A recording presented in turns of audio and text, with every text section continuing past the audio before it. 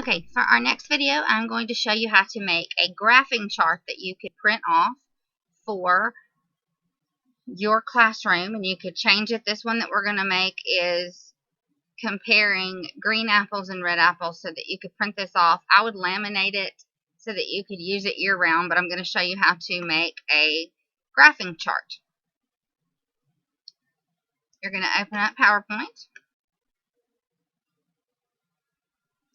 Again, you're going to do your blank presentation. Make sure you change your slide size. Letter paper. In this one, I'm going to do portrait. I'm going to hit OK. Again, I want to ensure fit. We're going to get rid of these text boxes. Now, I'm going to show you something simple.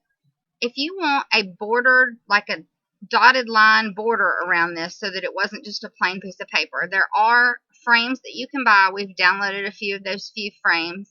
If you didn't want to download any frames or you didn't want to buy frames, I'm going to show you how you could spice it up just a little bit. If you go to Insert and you select Shapes and select a square, it's going to give you the little option to draw a square. So we're going to make it. Okay, well that's blue. We don't want a blue one. We want just the dotted line around it. So you can double click that. Up here at the top where it says Shape Fill, select it and select No Fill. Select Outline. And then down here at the dashes, you can choose whatever kind of dashes you want. I'm going to select that one, and then you go back up to Outline and select Weight, and you can make it as thick as you want or as thin as you want. Since I'm going to use this as my frame, I'm going to do the 4.5. And then on Outline, you can select whatever color you want. I'm going to make mine black just so it kind of stands out. So I just showed you how to do a dotted box around something so that you can just add a little flair to it.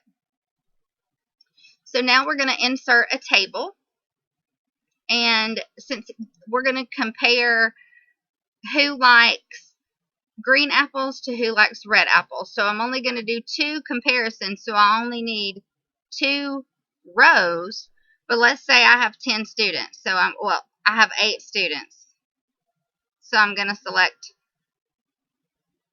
8. So again, the table mine always defaults to blue.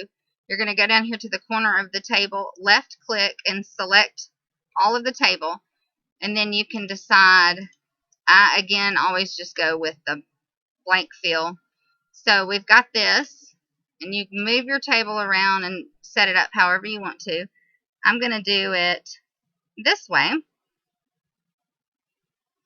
And what I'm going to do is in the top box right here, I'm going to start to type, and I'm going to put green apples, and then in this one I'm going to type red apples. After I type red apples, the little text line is blinking. I'm going to left click and select those boxes because I want to change the text, and I want the text to be the same. So now that the boxes are selected, you go to Home, and then you pick whatever font you want to use. I'm just going to pick one that I have on here. Make sure your text is centered, and then make it as big as you want. I always make it to fill the box. It looks like 32 is a good one. So we did green apples and we did red apples, and I always slide that up. So now what we're going to do is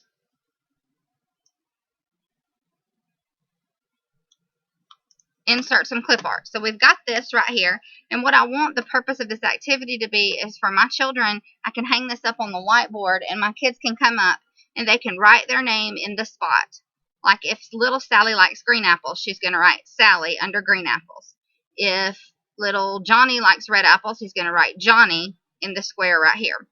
Okay, now if you have a class that is just kids that can read, or you don't have to worry about pictures, but I think the majority of us teach younger kids. So while we have print, we want something to show them in our graph. So I'm going to insert, go to Pictures, find your clip art folder.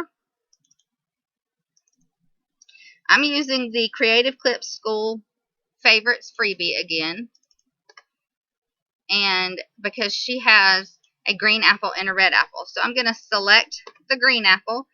When I popped it open, it's a big file, so it took up the whole thing, but I'm going to resize it, and I'm going to stick it, I don't want it hanging over, So I'm going to put a green apple there.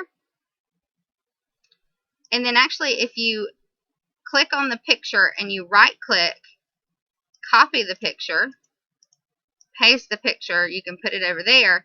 Now it's 2 green apples, but we obviously want this one to be a red one. So you're going to double click the picture and hit change picture. And then find the red apple. So now the red apple is on there and the green apple is on there. And then I'm just going to, for cute sake purposes, insert, let's see, just something at the bottom. I'm going to insert a pencil at the bottom just to make it cute. And then this shows that we're using a pencil. We're graphing, so we're using a pencil. So I'm going to insert the pencil. And then I want to insert a text box. I always draw mine out to the side, and I'm going to put apple graph.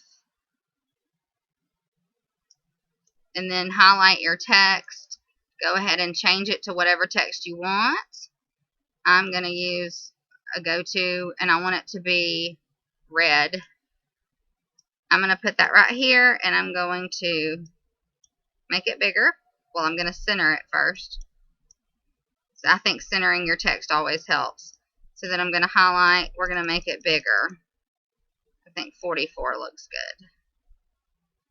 Put it right here. So now you've created an apple graph that you can print off, and you can laminate, and they can use it with dry erase markers, or you could just print it off either way and have the kids either do a check mark or write their name under which apple they like the most. So now you have created a chart graph in PowerPoint presentation.